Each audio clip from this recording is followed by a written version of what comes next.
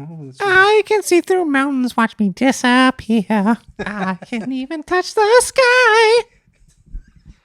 Swallowing colors of the sounds I hear. Man, I'm just a crazy guy, you bet.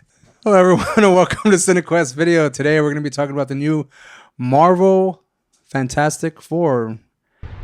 We will protect you.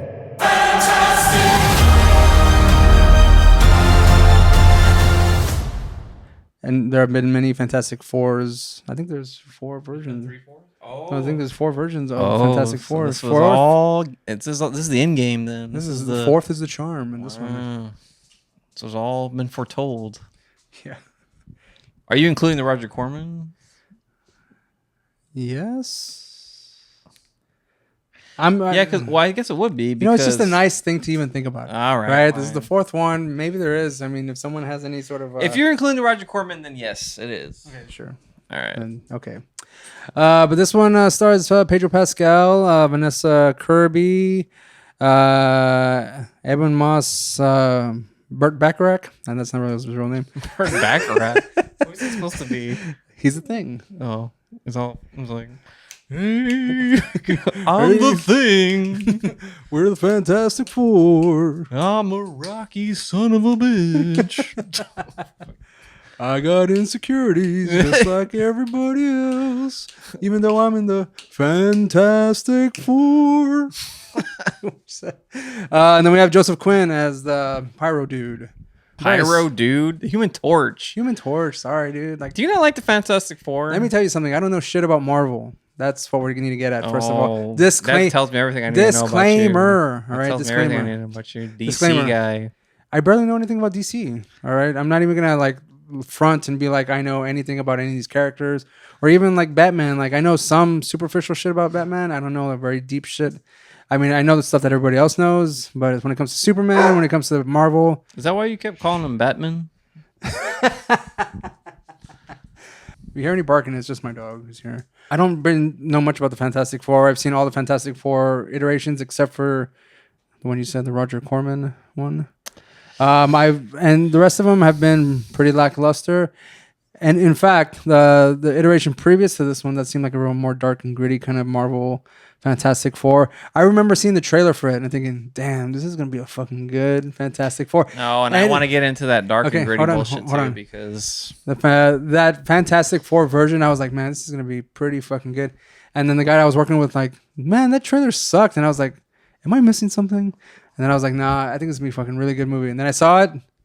It was so bad. It was terrible. Like, yeah. As an aside, rest in peace to Dr. Doom from that's right. Second original, second whatever the one after the Roger Corman. Well, I mean, I guess the first of the modern iterations of Fantastic Four. They might have passed away recently. Oh yeah, so Fantastic Four, Bryce. What do you think of this particular version? I liked it. I liked it a lot.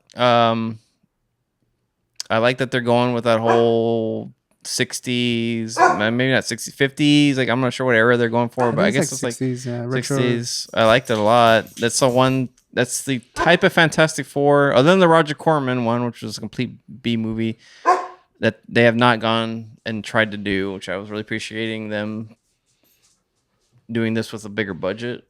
Because I think, to me, the Fantastic Four, if you really look at it, like I think going back to what you were saying about that whatever arrow where they tried to do the dark one, that's not Fantastic Four. It's never been a Fantastic Four. Stop! Like, don't try to make. You're talking about a man who stretches. Like, come on, why are we gonna make this dark? Like, it's not. It just doesn't work for me, man. I don't know. This one was a good version of Fantastic Four. Now I'm gonna be one of those comic bitches where I'm gonna have to be like, this is not how the story of Galactus went, and it's fine, whatever. I understand that there's probably it streamlines the story a little bit, because if they try to do it like how the comic went, it just would have been like, yeah, they would have introduced a lot of other stuff. But otherwise, I really enjoyed the movie quite a bit. As an ignorant person going into this movie, I know of the characters, I know their names. That's it. I remember when I saw like the Galactus version the first time, where he's like the cloud and shit. Oh, I had to refer to like my friend. I was like, that's not what Galactus looks like, right? I go, that I'm not. He's like, no, that's not what it looks like. But I have friends who I refer to who know more about the comics who tell me whether or not it's Just a giant ball of gas. That's all. That's what he is. yeah. I don't know anything about these comics, right? So like I'm going into this movie just kind of like as no, I try to like say no reference point because like these characters I don't know much about them. So going into it, I enjoyed it. I love the aesthetic. I love the cinematography. I love the even with the same thing with Superman. There's a lot of like colors.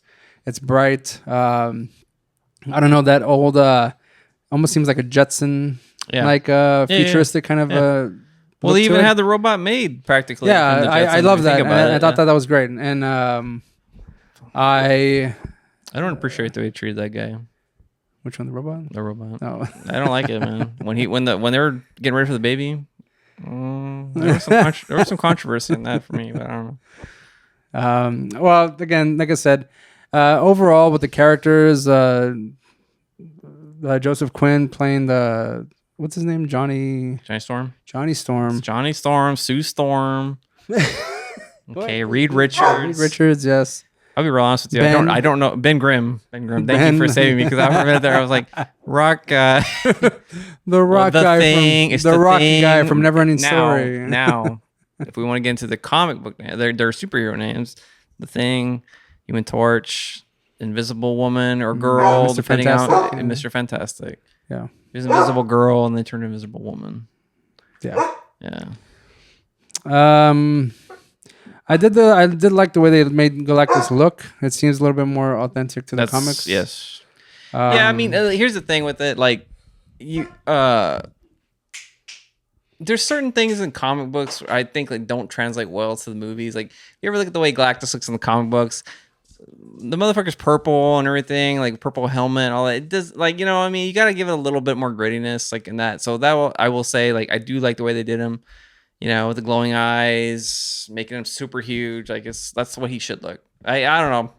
And I saw it in XD. I wanted to see it in IMAX, but IMAX was sold out for like the next 3 days, dude. I couldn't even get into IMAX. Was there something that threw me off a little bit about Galactus? Was that like he seemed like a huge figure coming from space, but when he was like in the city, he just looked like as big as like a tall building or something. I thought that like the scales off because like he seems like so comfortable walking in between the buildings. I feel like he would like topple over like multiple streets or multiple blocks at one time as opposed to just walking directly down the line. I believe like one of his powers, and this may not be canonical, but I do believe he has size manipulation. That he can grow or shrink as he wills. How convenient! But why would you do that? Like, if you want to topple your enemy, like, would you like, hold on, let me scale down just a tad? Right, because his power does not exist.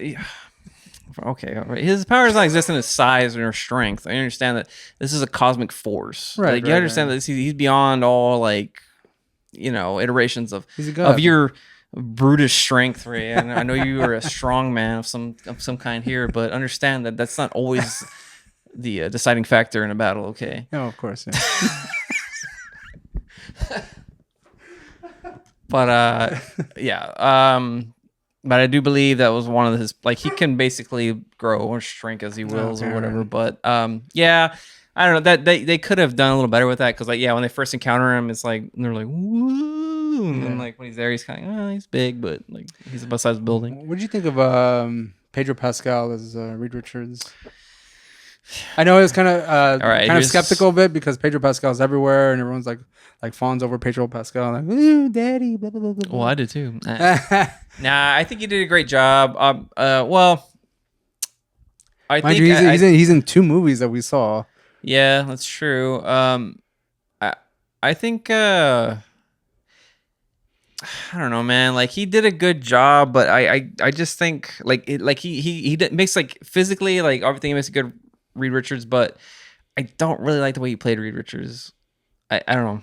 This is maybe a controversial opinion, but I just... Did you ever watch, like, Adventure Bros? I know what you're talking about. They parody the Fantastic Four. And they have that one character. There's a parody of Fantastic Four and the Adventure Brothers. To me, Reed Richards is very absent-minded, and he's sort of like...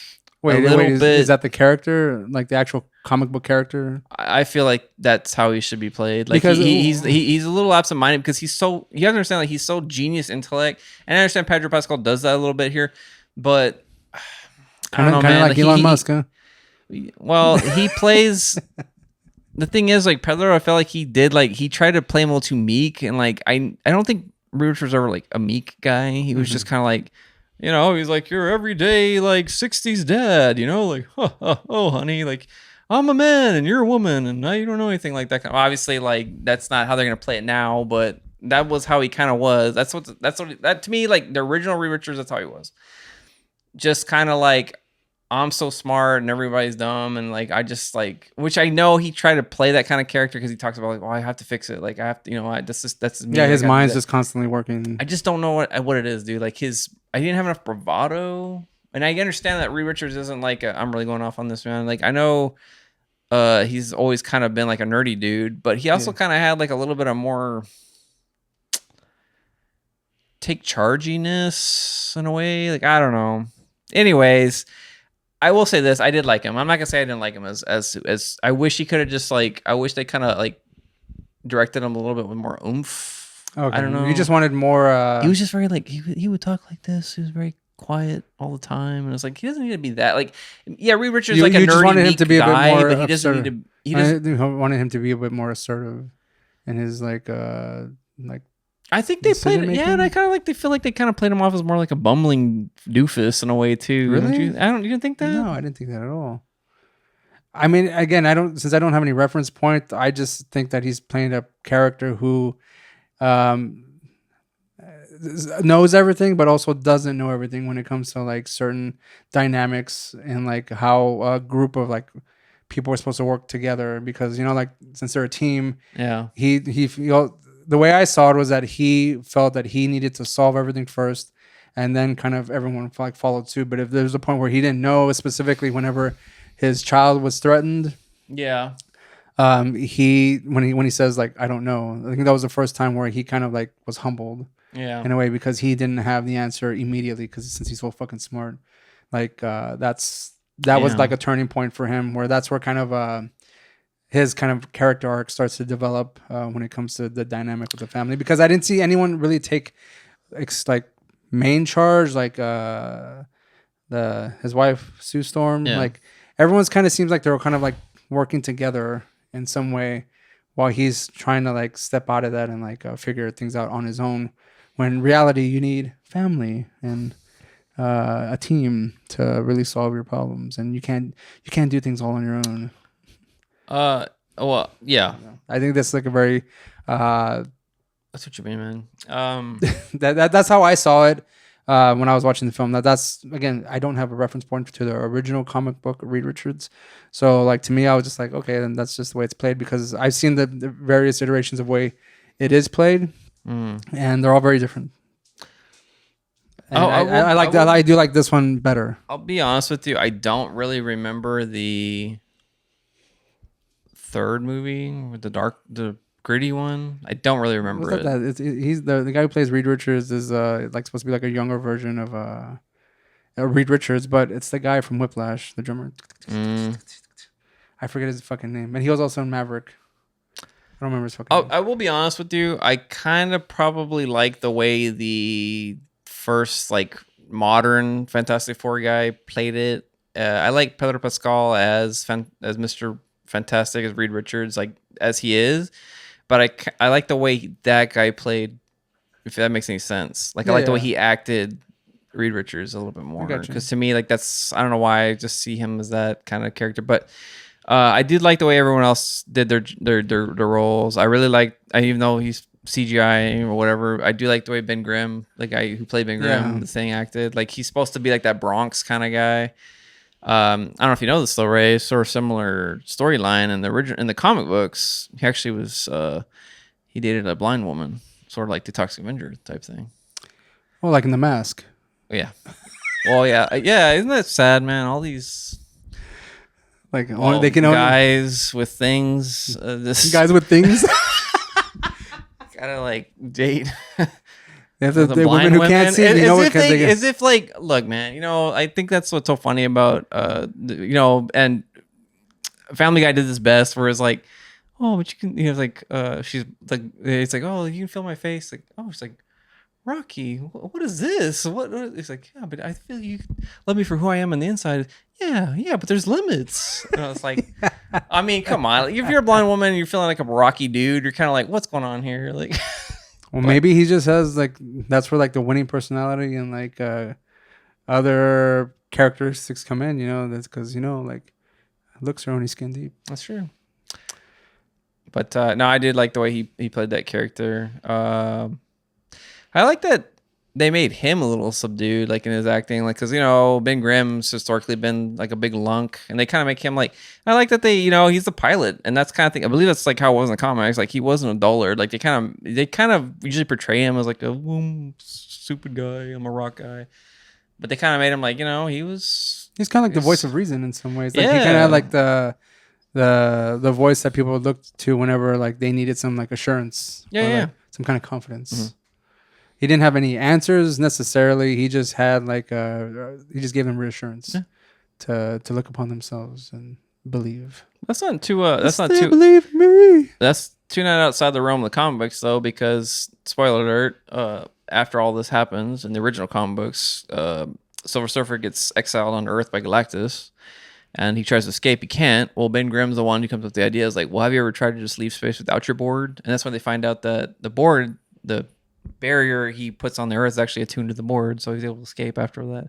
All because Ben Grimm had a very simple, reasonable thought process. Like an Occam's razor kind of Yeah, thing. it worked out. See, there you go. Sometimes you don't need to be a genius. You just need to have a bit of common sense. Yeah. Well, I mean, the movie was actually pretty quick.